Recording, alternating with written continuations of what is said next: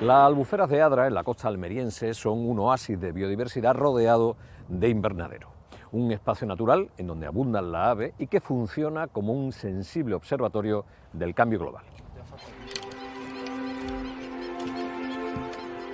7 de la mañana, antes de que despunte el amanecer, Emilio y José María, miembros del grupo Rodopechi, comienzan a colocar las conocidas como redes japonesas o de niebla en la albufera nueva de Adra, en Almería. Son los primeros pasos en una jornada en la estación de anillamiento Lorenzo García. Puestas las redes, lo siguiente es preparar el material para que todo esté listo antes de empezar a anillar los pájaros. A pocos metros se comienza a escuchar el chapoteo de las aves que despiertan. Algunas alzan el vuelo, como los cormoranes. El grupo está liderado por un anillador experto y otro en formación. Son los que dirigen todo el proceso. Como estamos a primera hora y todavía las temperaturas son un poquito bajas, a esta hora suelen caer los mosquiteros comunes, entonces tenemos que estar pendientes de cada 15-20 minutos pasarnos, ¿no? Porque es un pájaro que sufre mucho de hipotermia y entonces hay que estar, en esta fecha todavía hay que estar pendiente, ¿no? Porque al final es la actualidad. Este trabajo se repite 2 veces cada mes, normalmente durante el fin de semana y utilizando el método RIN, en referencia a las aves residentes, invernantes o migrantes, siempre sin reclamo.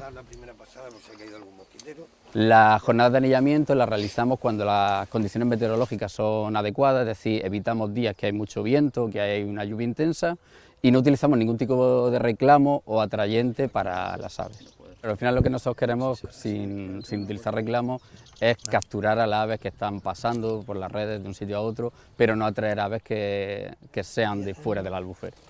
Enséñalo si quieres. ¿Enseño? En el primer pase hay suerte. Han capturado el primer escribano palustre del año, una de las especies que más preocupa porque está desapareciendo.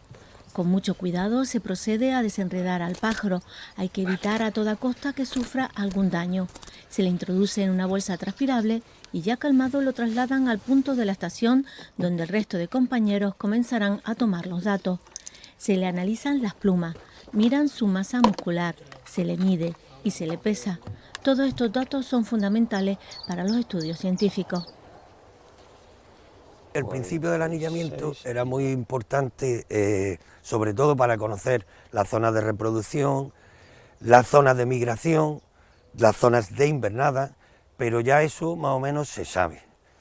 Ahora, ¿cuál es la parte más importante que nos da el anillamiento? Es saber el estado de las poblaciones de las aves, porque estas aves tan pequeñas no se pueden cuantificar, tú no te puedes poner a dedicarte a contar de esto. Entonces la única forma que tenemos de cuantificar cómo está el estado de las poblaciones es con el anillamiento, vamos.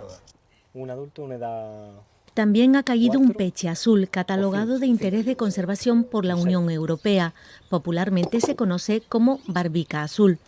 A lo largo de una década se han anillado casi 6.000 pájaros en las albuferas.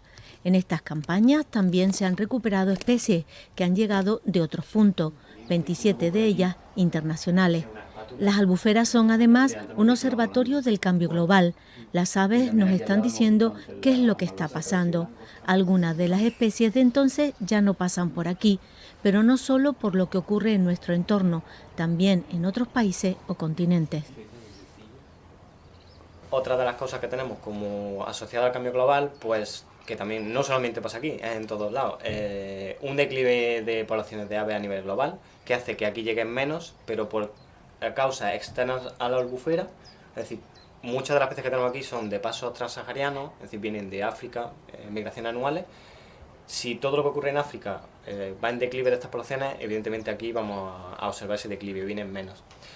Y luego también, pues, tema de especies, podemos mencionar también especies exóticas invasoras. En esos cambios, la agricultura intensiva bajo plástico que rodea las albuferas influye.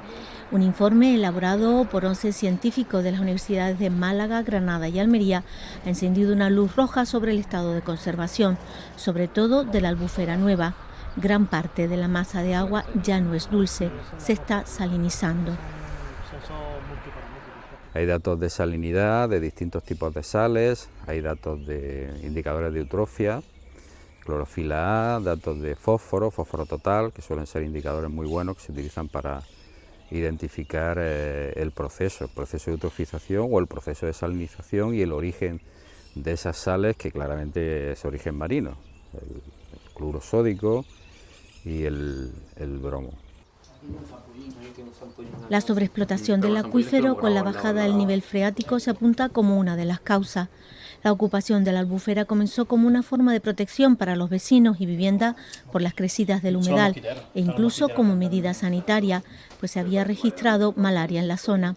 Pero el valor medioambiental de las albuferas permitió su protección en el grado de reserva. El humedal es necesario conservarlo por muchos motivos. En realidad los humedales también son verdaderos indicadores de la salud del ambiente, ¿no? Si las albuferas enferman, efectivamente indica que el ambiente pues, no debe de ser precisamente el más propicio. Si las albuferas prosperan ecológicamente, efectivamente está indicando que el entorno pues, es un entorno apto, pues no solo para la propia naturaleza, sino para efectivamente los usos que el hombre le dé, ¿no? En definitiva, es un fiel reflejo, este tipo de ecosistemas tan vivos, tan cambiantes, tan dinámicos, son fieles reflejos de lo que acontece alrededor, de modo que el hombre debería de ser consciente de ello y apreciar que ahí tienen un sensor de lo que está ocurriendo en su medio de vida, ¿no? Los humedales son de los sistemas más productivos del planeta Tierra en cuestión de biología. Fijaos, se ha hecho un estudio reciente sobre la vida que habita en la albufera de Adra y nos hemos encontrado en unas 70 hectáreas de superficie más de 1000 especies de flora y fauna, unicelulares y pluricelulares. Quiere decir que este tipo de ecosistemas son verdaderos oasis para la biodiversidad. Ya se encuentren cercados como el presente por cultivos bajo plástico, ya se encuentren libres de ellos, son ecosistemas que si se invierte en gestión, desde luego que van a dar su fruto, porque en muy poco espacio tienen una gran cantidad de especies, de ahí su valor ecológico. El informe científico se ha enviado a la Administración andaluza. Desde la Consejería de Sostenibilidad, Medio Ambiente y Economía Azul se han anunciado inversiones para controlar el entorno, la salinidad y las especies invasoras. A los investigadores y conservacionistas les preocupan las medidas que se vayan a aplicar. Esperan que se les pida opinión. Después de más de 4 décadas trabajando en las albuferas, han generado un conocimiento que aseguran es necesario para mantenerlas vivas.